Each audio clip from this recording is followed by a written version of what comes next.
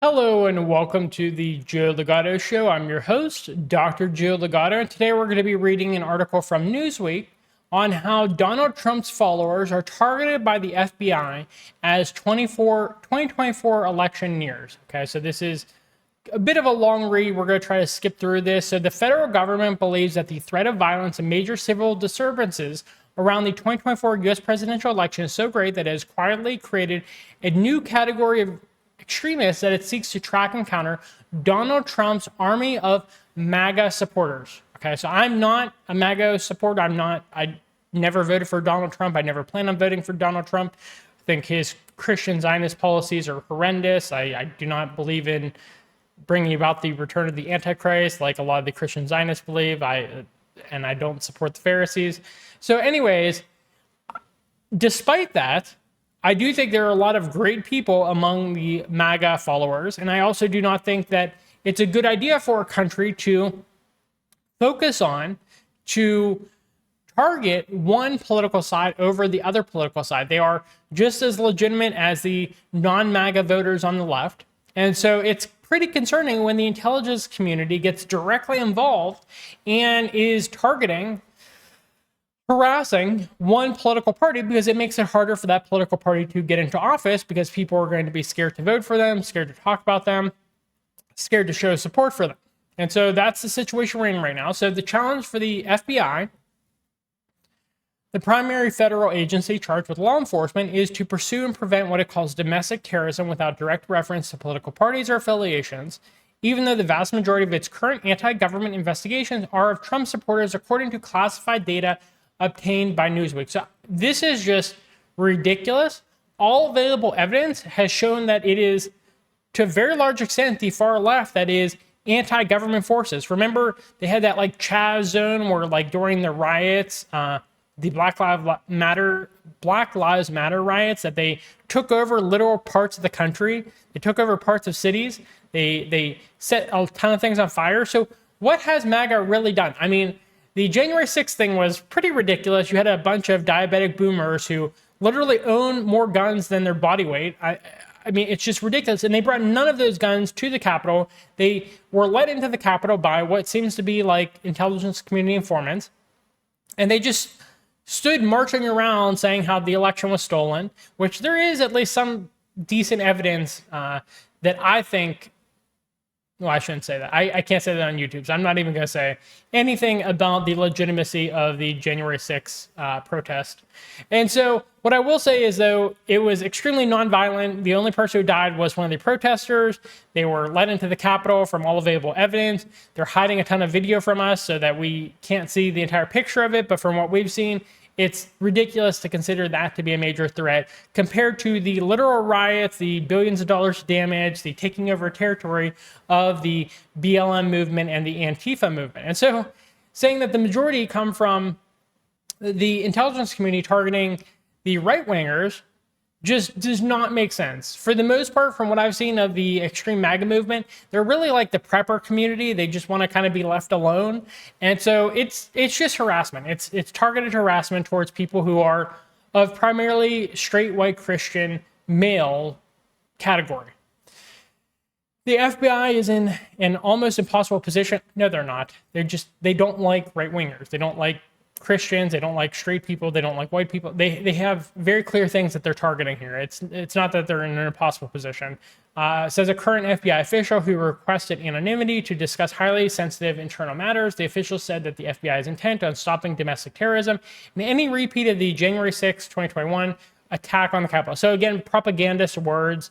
It's not an attack. It was just a protest. People like Ray Epps that were encouraging it to get illegal, get violent. They have never been charged, which is very suspicious. That should tell you that they were probably part of the intelligence community. They were probably at the very least an informant. And so just suspicion all around about what's going on. But the Bureau must also preserve the constitutional right of all Americans to campaign, speak, and freely and protest the government, which they're not allowing, obviously. By focusing on former President Trump and his MAGA supporters, the official said the Bureau runs the risk of provoking the very anti-government activists that the terrorism agencies hope to counter. Yeah, that's exactly what's going to happen. Yes. Since the American intelligence community is owned by Mossad anyways, I think that's going to get even worse given the current Judeo-Islamic war of 2023. Especially at a time when the White House is facing congressional Republican opposition claiming that the Biden administration has weaponized the Bureau against the right wing, it has to tread very carefully. Yes, they've definitely done that. Newsweek spoke to over a dozen current or former government officials who specialize in terrorism in a 3-month investigation. Okay, let's see what else. Okay, so they're asking for anonymity. They're tracking data. They're surveilling people on the right. Okay, so, all right, let's see. Many also question whether terrorism is the most effective way to describe the problem of the MAGA supporters, or that the methods of counterterrorism developed over the past decade in response to Al-Qaeda and other Islamist groups constitute the most fruitful way to craft domestic solutions. Wow. Wow, okay, so they're treating... It's kind of funny when you think about it. It was the right-wingers who went to war to supposedly protect America by attacking Afghanistan and Iraq. I disagree, and I think a lot of former military veterans, they would disagree as well, that it was not actually protecting America. We only really learned this after the fact because of all the propaganda beforehand, but they sent all these people over there to fight, and some of them died, and then they came back, and they were considered the terrorists that they just got done fighting. So, like, just, you see about this in movies, really, where it's like, you send an army to go fight, they fight people who turns out they're not actually the bad guys you think they were. You come back, and because you have, like, information about, like, they're actually not the evil villains we thought they were, now the veterans, they have to be disappeared.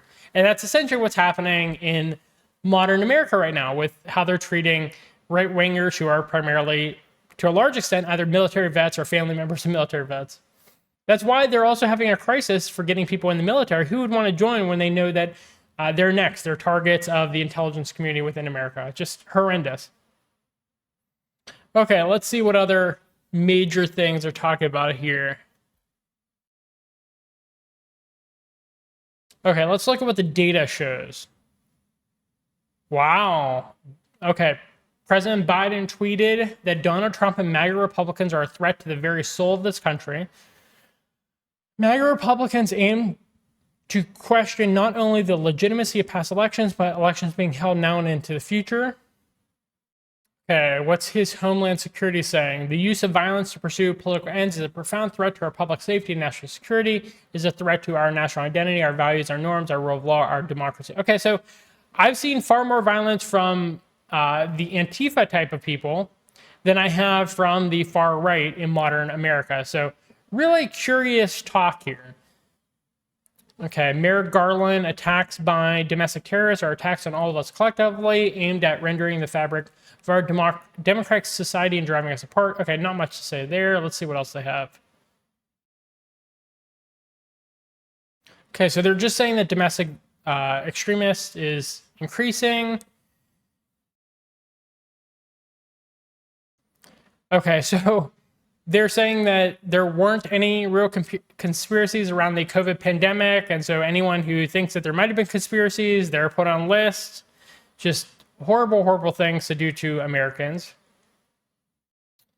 Okay, so everything associated with right-wingers is getting them flagged to be put on various watch lists, terrorist lists.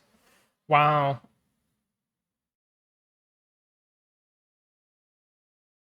Okay, so wait, what is this interesting thing? Wait, let me...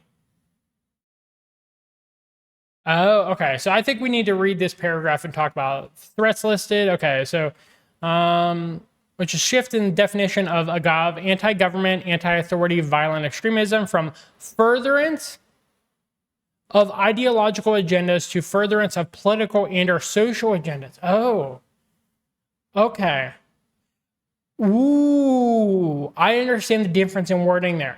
Okay, so there's labeling, there's something called concept creep in various studies of phenomena. And concept creep means that you really want the variables, the concepts that you're talking about to be all-encompassing, the be-all, end-all of solutions, the best predictor, et cetera, et cetera. And so what ends up happening is over time, you incorporate more things into whatever the concept is. The label really loses its meaning. Like when they talk about people being a fascist, they've expanded what it means to be a fascist over and over and over again. And so that's concept creep. Well, here we see concept creep, which I think it should give you goosebumps. But furtherance of ideological agendas, okay, that's how the definition used to be for an extremist. Now it says furtherance of political and or social agenda. So if you have political beliefs, if you have social beliefs, then you could be labeled. Okay, so it says for the first time, such groups could be so labeled because of their politics. Wow, ooh, this is spicy. This is getting interesting. So they say it's a subtle change, little notice, but a gigantic departure for the Bureau. So just the fact that they have these political beliefs, so just the fact that they believe that the election was not fair, just the fact that they believe in some conspiracies around the pandemic, those types of things now get you labeled an extremist because they are various furtherance of social or political agendas. Ooh, that's interesting. Interesting. Okay, so they say they cannot and do not investigate ideology. We focus on individuals who commit or intend to commit crimes. I mean, that's a good thing, but it sounds like given the definitions that they're working with, they consider anything that goes against their political and social agendas to be crimes at this point, or at least get them flagged for watch lists. And so they very clearly have an agenda. They very clearly are trying to support one political affiliation here over another.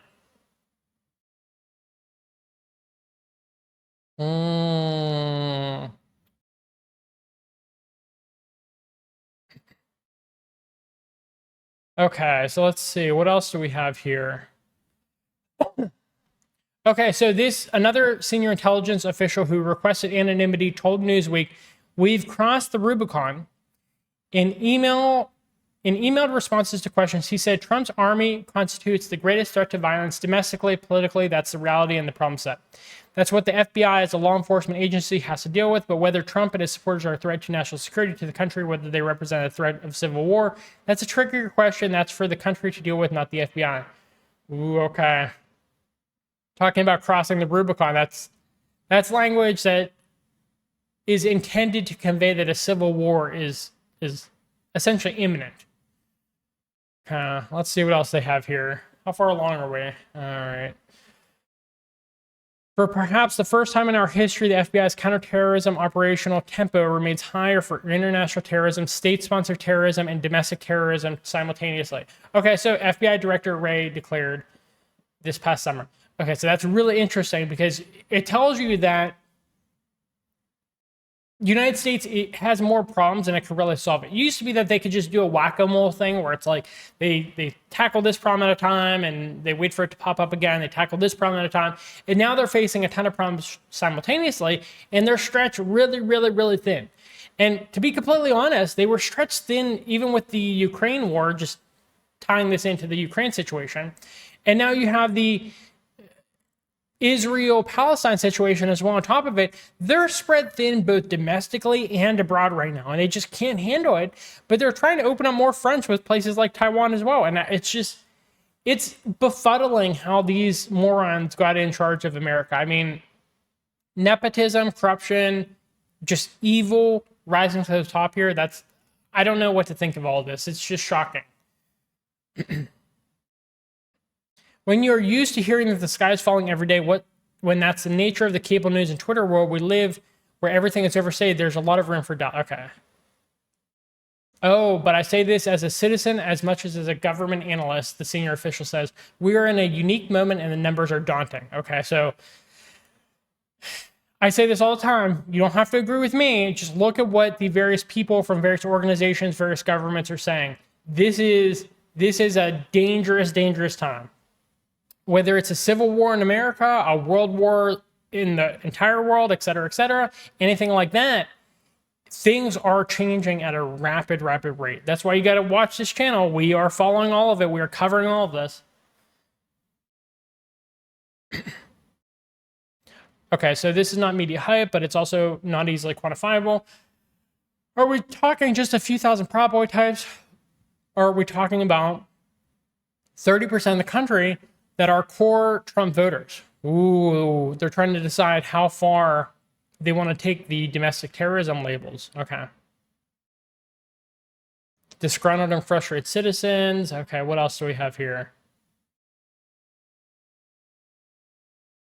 Oh, okay. So protests, violence, they're talking about all of these things. Okay. Let's skim all of this and just see what stands out to us. They keep saying they do not investigate ideology, but I mean, they obviously do. Yeah, it's too okay.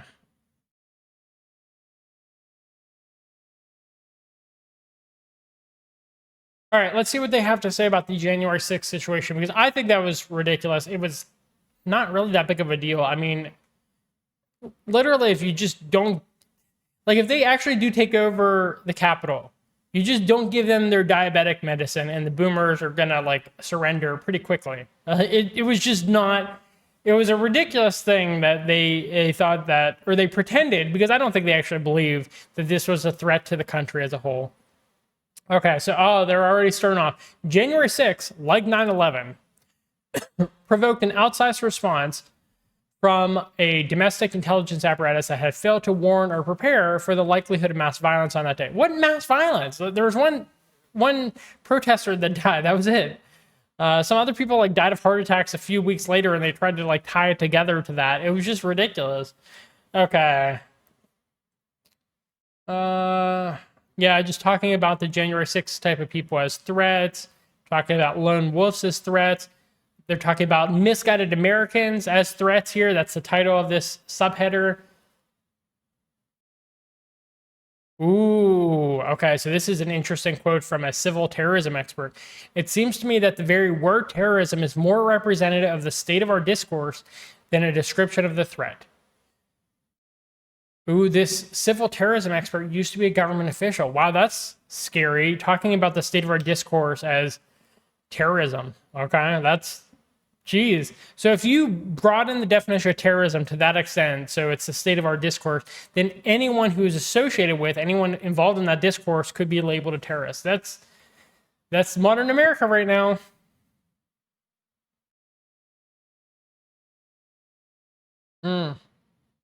Okay. All right, so he's going on to talk about the breakdown between red states, blue states, how things are more complex in terms of race, ethnicity, religion, and politics, more complex than the North versus South ever was. Okay, that's obviously the case here.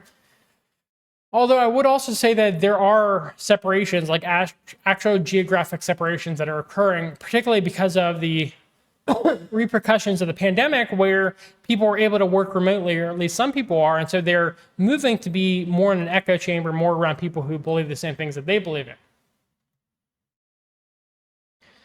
Oh, this is just a concerning article. Let's see what else they have to say here. Okay. Nothing real interesting standing out to me here.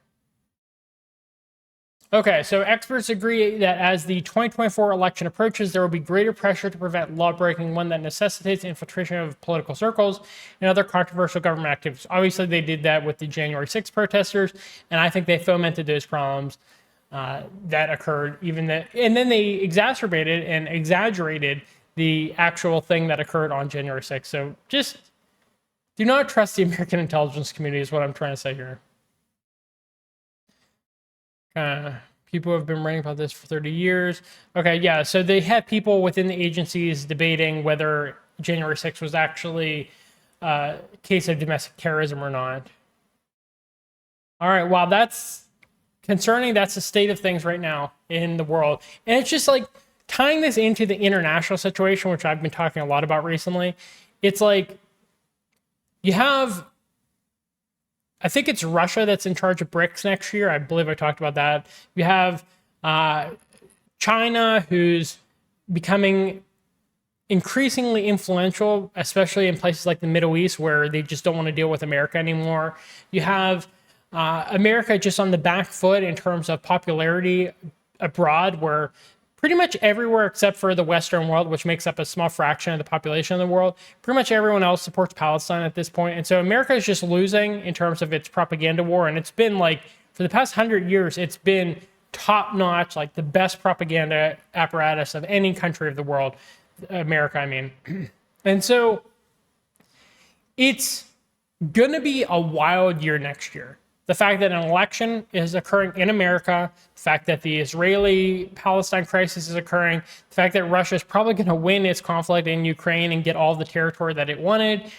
I mean, it just, what, if this was a television show, it would be the most dramatic, most entertaining television show ever. Since it's real life, though, it's really scary because this is the world we're living in right now. We have conflicts everywhere in the world. We have situations that could escalate to major civil wars. We have situations that could escalate into World War III. We have situations that could do both. I mean, what I'm saying is you should really subscribe to our channel because we're going to be covering all of this from the comfort and safety of our non-battle zone house, which is far away from military bases. And so we are not a target. So subscribe to our channel on both YouTube and Rumble. Give us a thumbs up on YouTube and Rumble if you found this to be informative. And please give us a question, comment, concern, critique in the comment box below. We appreciate it. We view all of them. And thank you for watching, and I hope you have a good rest of your day. Bye.